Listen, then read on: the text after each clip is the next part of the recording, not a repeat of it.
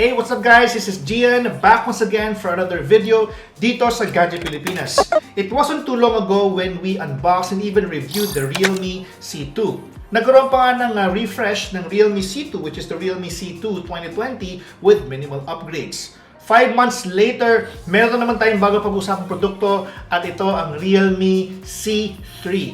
What's cool? What's new? Ito ang pag-uusapan natin dito sa first impressions and unboxing video na to. But before we head on to our video, I highly encourage you to subscribe to this channel because we're giving away something for the month of February and also for the month of March.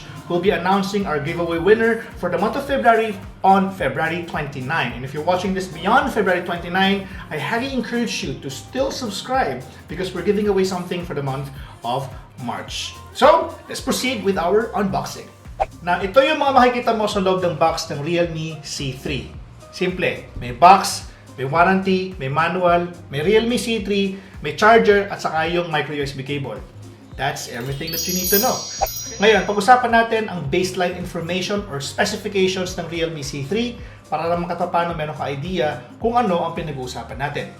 C3 has a triple camera setup. Meron siyang 12 megapixel main, 2 megapixel portrait, and a 2 megapixel macro. Pangalawa, this is the first smartphone in the Philippines na merong Helio G70 na processor. Third, it promises all-day battery life with its 5,000 mAh battery. Fourth, while this one still has Gorilla Glass 3, ang screen ng Realme C3 is much bigger. This one, it's 6.52-inch HD Plus display with Gorilla Glass 3. At pangatlo, this one has a 3 GB of RAM and 32 GB of internal storage. Now with this baseline information or specifications of this product, I couldn't help but tell you guys that this may just be the best valued smartphone in the market right now. Of course, details of everything may be or will be in the description down below.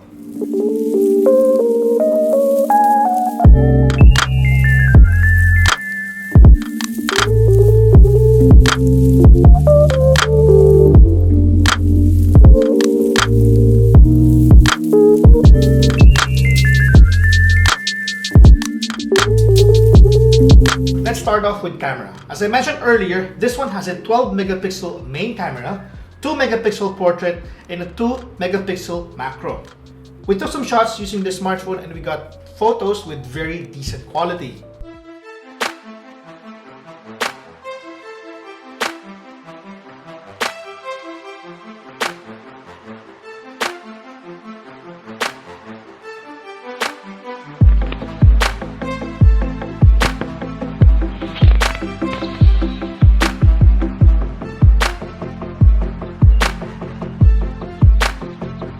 It sometimes struggles in low light conditions, as you can see in the photos, but it's impressive nonetheless. Now, there's a lot of things that you can actually get from the Realme C3 in the camera department.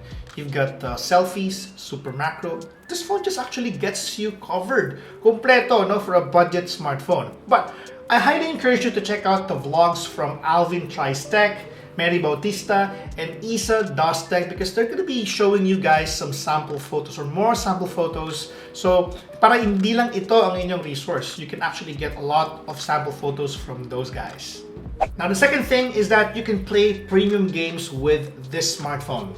This is the first smartphone with Helio G70 in the Philippines. Big deal yan because ang Helio G70 kailan lang in-announce. And this time, for the first time ever in the Philippines, meron na sa Pilipinas at ito yung pinakaunang smartphone na yon. When we talk about this processor, it's important to note that this is actually ready for a lot of gaming. As a performance processor in the budget category, this makes the Realme C3 the first budget smartphone below 7,000 that you can actually play premium games like Call of Duty Mobile and even Black Desert at 30 frames per second without any issues. Being a graphics-intensive game, Black Desert is highly playable on this smartphone.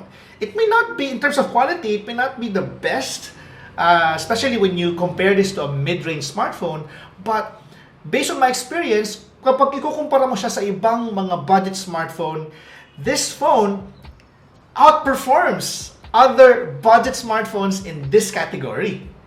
Frame rate is consistent as well, and that is actually a big deal when playing games like Black Desert.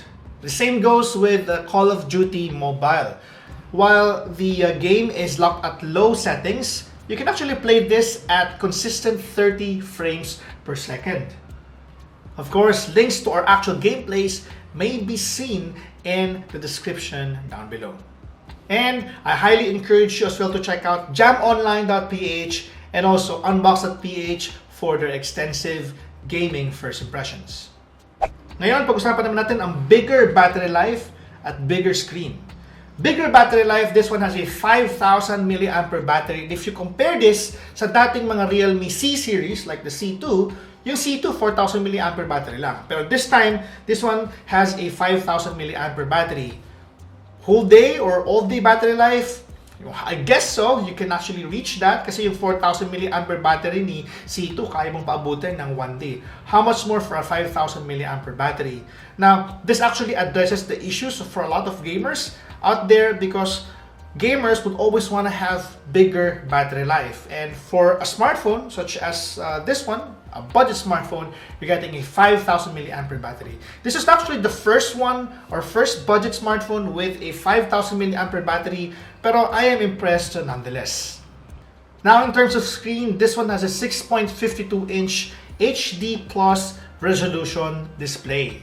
This is actually a big deal for a lot of you guys, especially if you're into watching videos on Netflix or YouTube. Well, you can actually go as high as 720p on YouTube, but that's not actually a problem.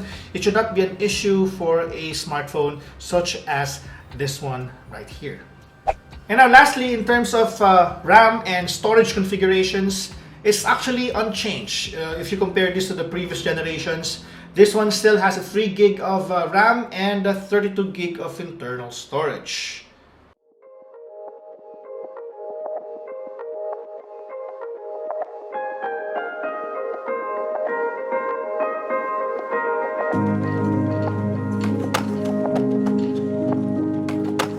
Now, I could not stress the fact that ang Pinoy, kapag pumunta ng mall, it's a key takeaway from my vlog previously, naghahanap din ng telepono na swak sa kanilang budget. No? Kung meron kang 7,000 pesos sa pitaka mo, maghahanap ka ng telepono sa iba't ibang klase ng mga stores na magbibigay sa iyo ng benefits as it is, of course, plus freebies. Isa sa mga kinoconsider ng mga tao. Of course, at the time of the production of this video, wala pa tayong alam kung ano yung mga pre-order details. No? Pero, of course, links are in the description down below kapag may updates kami regarding the, everything that you can get as bonus. But, you take away all the bonus, this in itself, as a smartphone, offers a lot of things for budget-conscious consumers. And I highly encourage you guys to go and check it out at Realme concept stores soon. If you're watching this, of course, in the month of March onwards, this may actually be already on shelves by then. If you haven't subscribed to the channel, guys, I encourage you to subscribe because we're giving away something for the month of February and month of March. We'll be announcing the winner of February giveaway on Feb 29. There's Feb 29 for 2020, right? And syempre, for the month of March, we'll be announcing it in the last day of March as well. Again, this has been Gian of GadgetPilipinas.net. Salamat sa panonood. I'll see you guys in the next one.